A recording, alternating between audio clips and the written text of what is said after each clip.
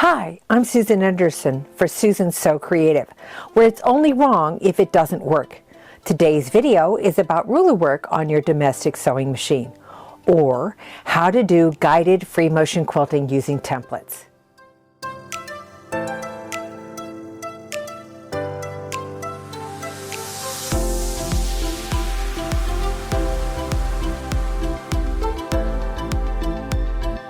Your foot. Now you do need a special foot and so forth with it, which we'll be talking about soon when we go to the machine. Right here I have a sample of, this is free motion in here, and then I've got ruler. This is all straight lines. Now it's achieved first by drawing lines on your fabric. You can also do larger pieces and do a block at a time. Okay, this one happens to be a table runner or bed scarf, whichever you prefer, but you can see where you can do multiple things. You don't have to do just line work. There again is some more line work and borders and so forth. These were just individual blocks that I put together and then did different types of ruler work on them. This is a sample of what we will be working with today. The first ruler we will be doing will be a clamshell that's going to give me the edging in this particular section. Then a spin wheel that will give me the little center design, and then a straight edge ruler which will give me the hashtag on the outers. First thing we need to do is do our marks. Now I've given you the diagram in the handout. You want to make sure you draw out your lines for your ruler placements. Now at my machine I have my layered fabric. Again, like I said, I've got all my layers basted together, makes it more convenient. And I have the center of mine marked because I'm going to start with a spin flex ruler. Now in order to stick with the spin flex ruler, you do get a thumbtack. This actually holds the ruler in place, in which you'll see in just a minute. In order to get this set in the correct spot, I'm going to just take a regular sewing needle, poke it through at the center mark so that it comes to the back side, because I'm going to press this thumbtack up through the back and I need to know where I'm placing it, and trying to get it from the right side is a little complicated. So I'll just remove the needle out, press the thumbtack through where the needle left a small mark so I can see it, and there's my thumbtack marked right in the center where I wanted it to be. Now, the ruler I'm going to use is Simplex, it's number 36, and it's got a nice opening here. It also has markings. This is the opening or shape we're going to be using. It also has markings for angles to help me align it. It also has the overlap mark as well on it. And the small little hole right here between the A and the B is where goes right over the top of my thumbtack. Now my A is my starting point for my stitching and my B is my ending point. This allows me to spin it easily, and with my presser foot, I'll zoom in on this so you can see it. My presser foot actually has markings directly in front of the needle depth on the right and the left, and it's hard to see from your angle, but there is a mark on the back of the ankle itself that shows the center in the back behind the needle. So it gives me all my markings. Now to attach the ruler, I'm going to slide the little hole that's in the ruler over top. Let's see if we can back this up. I'm going to slide the little hole that's in the ruler over top of my thumbtack. You don't want to stick your finger through it, and don't worry, it'll slide under the foot fine. Now I do have my standard bobbin case. I have my purple needle in my machine, okay, and I am working with a finer thread. This happens to be a micro quilter. It's 100 weight. I like the weight, like the result of it. It gives me, rather than the stitching, it gives me the quilting look that I'm after. You can choose whichever thread you prefer. Center line off the point of my shape, and I'm going to place that along one of my marks. Okay, remember the base is already held in place by the thumbtack. Pull that thread to the side. Now, when I did load my bobbin, I did not cut the bobbin thread. I left it long, and you'll see why in a minute. I'm going to drop my presser foot down, and I'm going to start with that line on the left side of my presser foot. Again, we'll zoom in. On my presser foot, aligned to the A position on my ruler. And we're going to start our stitching. Now, to hold the ruler, use your fingertips to hold it, and you're going to move the whole fabric with the ruler. I've added some gripper tape to the bottom of my ruler to make it a little easier to keep it from sliding.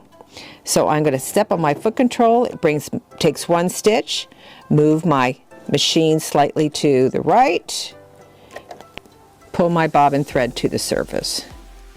Now, if I were going to anchor this here, I could take a couple of stitches in one spot. However, since I'm overstitching, I don't really need to do that. And I'll trim off those threads after I get done.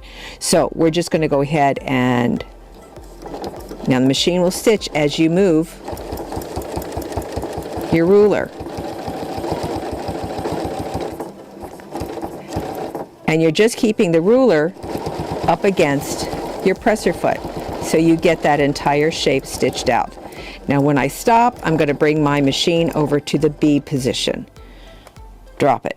Now I'm going to rotate my ruler to my next mark. I don't have to rotate the fabric unless it's easier for me to stitch. That's entirely up to you. But after I've got this aligned, I'm just going to go ahead and start my second one. And you can go as fast or as slow as you want.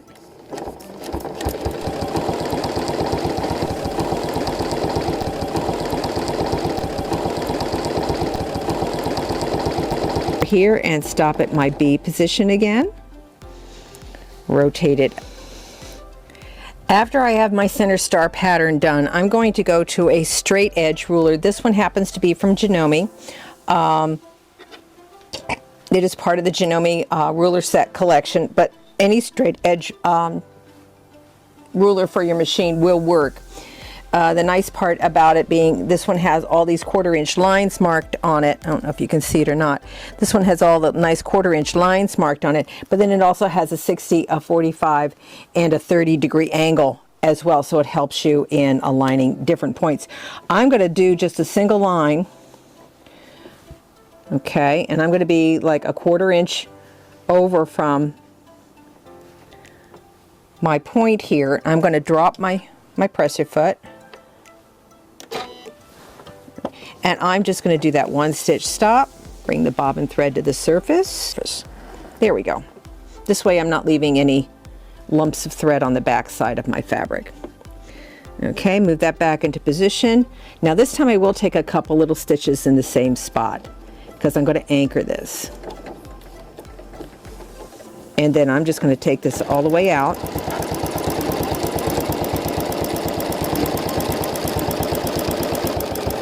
To the edge of my fabric. Cut it. Okay.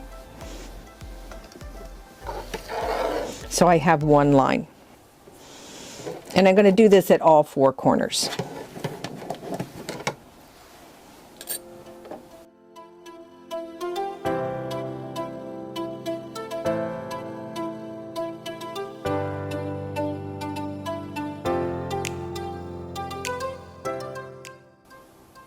I'm going to start with the 4th line. 1, 2, 3, 4. 4th line in, and I'm going to place that over my stitching line. I'm going to take another row of stitching right next to the line, starting again at the center position. Drop my presser foot down.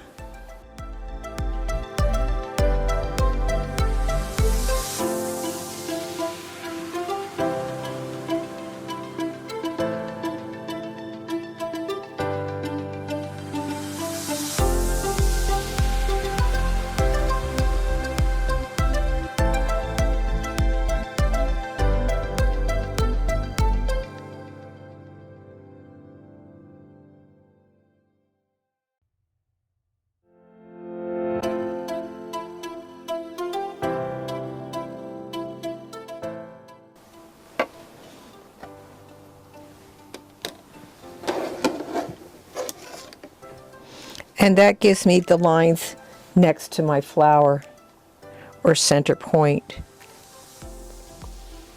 And you can see where we're getting background stitching now on our quilt. And we can continue that in any fashion we like.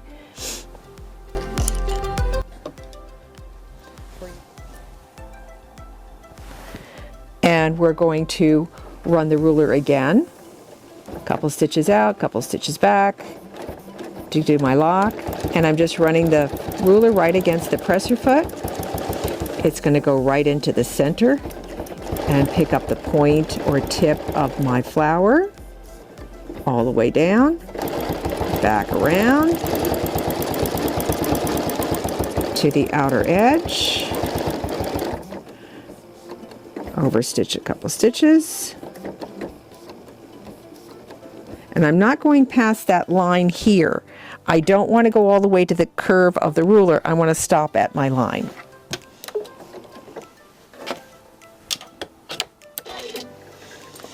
And there is my first scallop. And I can continue on with building my rows. Now, the ruler has lines that go to the apex of the clamshell, as well as the point of the clamshell, even on the smaller side. So you could use the little bitty ones if you wanted to, but I like the larger ones. I'm going to put this so my apex of my second row is going to be on the center line rather than the center line in between the gully there between them. Now I've got them directly centered over top. Now this time I'm going to have to move the ruler as I go through. So I've got the ruler set where I want to pick it up, move it away, take one stitch, pull the bobbin thread to the surface,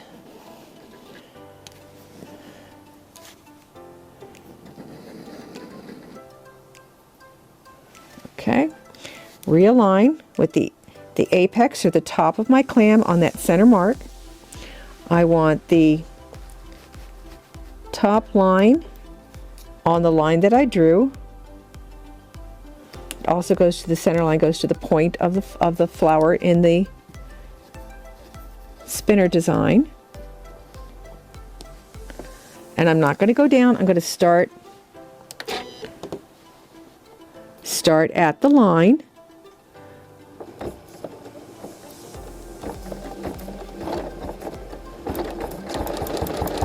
And we're just going to walk it right around. It's going to come all the way down to the top of that previously stitched row.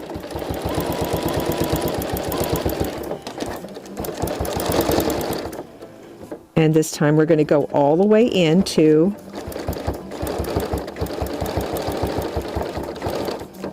the point of the ruler and pick up the very top of that previous row.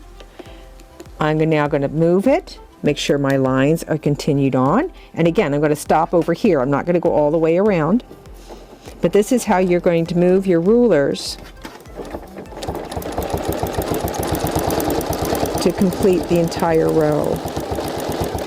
Again, I'm going to stop a little shy of the point. I'm just going to the line, lock my stitches in place,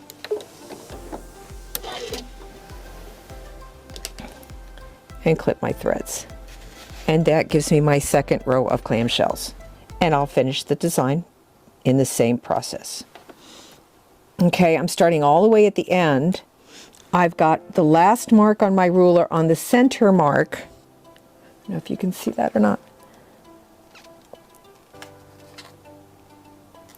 The last mark on my ruler on the center mark of my line that goes right up from the last petal of the little star flower that I made. Again, it's the first line on the clamshell. First line on the clamshell is on the line that I drew. And I've taken my first stitch, pulled my bobbin thread to the surface. I'm going to take a couple of stitches off and forward, starting at the line. I don't want to go past that line that I stitched with the straight edge ruler. Okay.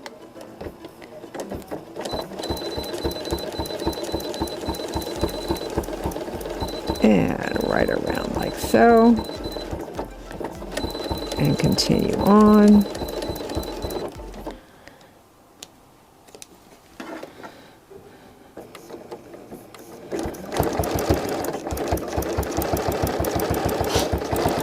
All the way to the point here and stop. Move my ruler. Snug it right up against my ruler foot. Line again.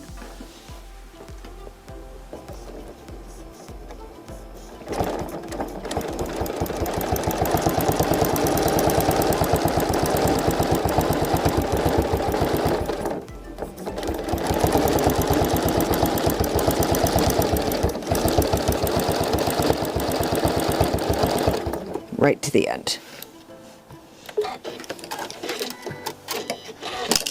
And I'm only going to do 3 rows.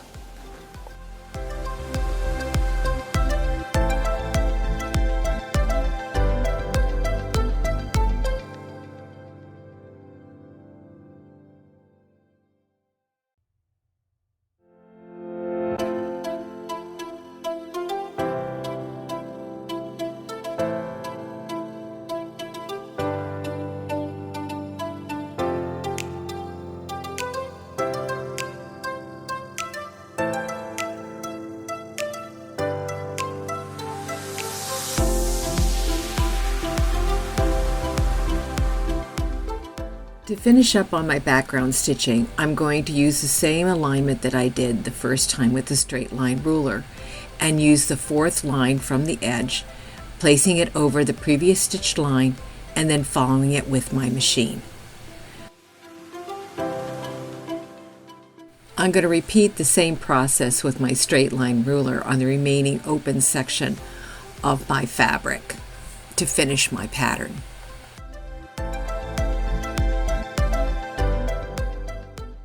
After we've finished our stitching, we want to go ahead and remove the marks by slightly spraying this with a light mist of water to remove the blue lines. And then we're ready. I hope you picked up some tips on using rulers with your machine.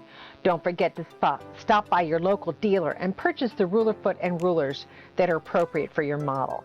Remember to bring along your model number or name so you get the correct accessories. I'm Susan Anderson, and thank you for joining me today. This is Susan So Creative, where it's only wrong when it doesn't work.